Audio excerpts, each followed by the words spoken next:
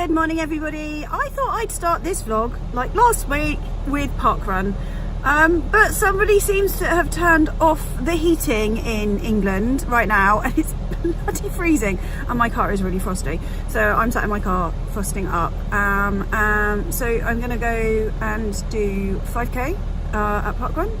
I'm only doing this because I said I'd run with a really good friend, and I love running with him. So yeah, I'm crazy. Even Tim's gone, you know what, it's freezing. I'm staying in bed, and I don't really blame him because he's not feeling right. But yeah, normal people get ill too. Hey, go figure. Yeah, so I'm in my car defrosting. It's absolutely bloody freezing, and I've got to go to work later as well.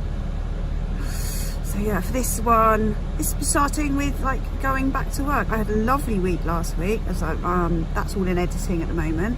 I did push it a little bit over the week, but it's been worth it. Like, rest day yesterday worked. Overnight heart rate was 64 beats per minute.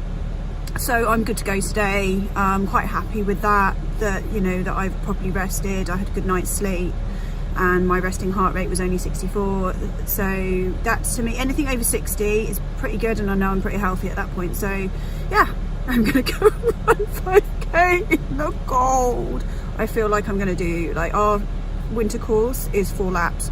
I think I'm gonna run a lap, strip a layer, run a lap, strip a layer, run a lap, strip a layer. It's part one winter strip. Okay, I'll see you there. So yeah, this is what parkrun looks like if you get here early enough. There's people still setting up. It's an odd person running round, warming up. Yeah, and it's really quite chilly. But there are times in the mornings when you think, oh my God, what the hell am I? Look at the state of that bench over here. What the hell am I doing? But you know what, parkrun is actually quite fun, so I really, really highly recommend it. But look how chilly cold that bench is. Oh dear. Right, actually it's not quite as bad as I thought it was going to be, so on my way to see if anything else needs doing, because I've got to go to work in a bit.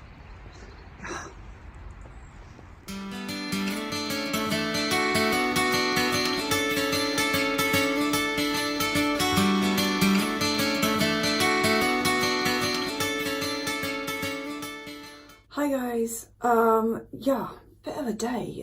To say that the day did not go entirely to plan, so I'm getting ready to go back to work. Yeah, didn't go as planned is a bit of an understatement. So I did parkrun today. It was super successful.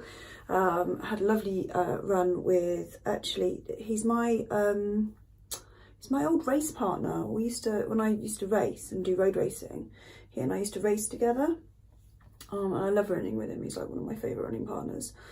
So it was really great to actually just run, and he keeps an eye on my pace as well, because he knew I needed to go to work. Once I start running, like my first mile, I'm really ropey. When I've done about 1.5 miles, I like start warming up, and then I can do almost a bit too much damage to myself because I feel a bit more normal and I just keep running. That's the fibro side. The fibro side kicks out, so I start feeling a lot better. Only that doesn't stop these days. It doesn't stop all the problems with the CFS. So yeah, I have a really nasty bruise on my head, don't I? Yeah, that's my own fault. I headbutted it in the gym on the rig, showing off. My own fault.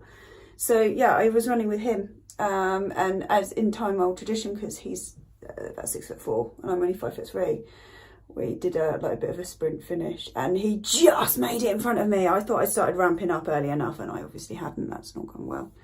Let's start again. So yeah, that worked really, really well, and we just stopped, and I was just saying to him, oh yeah, I've got to shoot because I've got to get home, get changed, get breakfast, and get back to work because I've got a course and a meeting to go to for one of my, like, I've got loads of different hats at work. I'm a bit of a jack of all trades, and I have about like 5 different roles there. I work very part-time, but as I say, I'm a jack of all trades and master of none. So yeah, we just finished. I was just about to say goodbye, and somebody yelled, "First aider!" And of course, being a trainer assessor, so I train lifeguards. I'm a qualified first aider as well. So I legged it down, and it wasn't a nasty one, and the person, it's absolutely fine and stuff. We did call an ambulance just as a precaution because they just had a little bit of a faint, and it happens sometimes, and they're absolutely fine. But by the time I could actually kind of be released, the ambulance guy had got there, and like I wasn't the only one actually. So I had arrived, and there was a GP there as well, and an A&E consultant. So I stepped back actually and just watched. I asked the odd question where I thought, oh, this one's an appropriate question, and they haven't asked it yet. But other than that, somebody else has got a better pay grade and knows a little bit more. And, I'm just a first aider. I'm not a doctor. So having somebody better qualified there is even better. And it was really lovely. And the doctor was really super lovely. Both of them were actually. And even the second doctor stepped back because, it's in first aid, too many cooks spoil the broth. So, yeah. So yeah, I'm just getting ready because I've got to get my fringe out of the way, because nothing worse than fringe flopping in front of your face when you're trying to do water work. So yeah, I did that, and then I was running so late. I was so cold as well because I hadn't put a jumper on or anything. It was really cold this morning. I was running in my thermal, so I just had that on. My running partner had gone to run over to open the gate for the ambulance so the ambulance could get onto the park. So yeah, a little bit stuck. I'm getting cold. We kept the casualty warm. He was fine. So yeah, it was, I wasn't like thick of it, but I was kind of there, and I'd started it, and as I said, GP came along, which is, it's good. It's all very well being a first aider, but you've got a doctor there, use them. They know what they're doing a lot more. So yeah, that happened. So by the time I'd got to work, I went straight to work. I had to phone my husband and said, "Oh, can you bring me some food? Because I haven't eaten. I'd only had like a snack because I don't like have proper breakfast before I run." So I had that, and he brought me some food, and I needed the meeting. And then I should have had something else, but it was thankfully cancelled. So I came home, and I was really wiped after this meeting. It was really interesting because it was a bit of CPD on, it was my swim teacher hat on. And it was things like butterfly and then turns and transitions and stuff. So all the really high up stuff that kind of moves into squad. I've never been in squad, so I don't know it. So that was really, really, really interesting, really worth going. And the guy that was taking it, he's a coach, and he's really knowledgeable. So it was really worth going to do. But at the same time, by the end of it, I was like, ugh. I'm glad the next thing wasn't on. So I managed to come home, and do you know what? Had some food, and I crawled into bed and had a nap. I've just got up. I've got to go back because one of my roles being a trainer assessor means I have to keep my lifeguarding ticket up, and it means I have to go to staff training. And I think that's one of the hardest things about my roles at work, is that I find it a real struggle to keep my own lifeguarding training up, especially when I haven't been in the water for a little while, and I haven't for the last month and a bit. Actually, probably longer, if I'm brutally honest. I've been so poorly, barely been in the water. So that's another thing that I'm aiming for. The other side of this wellness kind of intention for my year is I have to start getting back in the water, because I know time swims are coming up next month as well, aren't they? So I need to be back and comfortably swimming well. Again, running helps because it helps the cardiovascular side for me because I'm asthmatic. I'm a good swimmer, I'm just not that fast. So I always panic a little bit over time swims. But yeah, so I'm just getting ready to go back to work again. And I'll be there till 8:30, which, the way I work isn't ideal for my CFS, because it's like bit here, bit there and stuff. In some ways it is, because I do like a couple of hours here, a couple of hours there.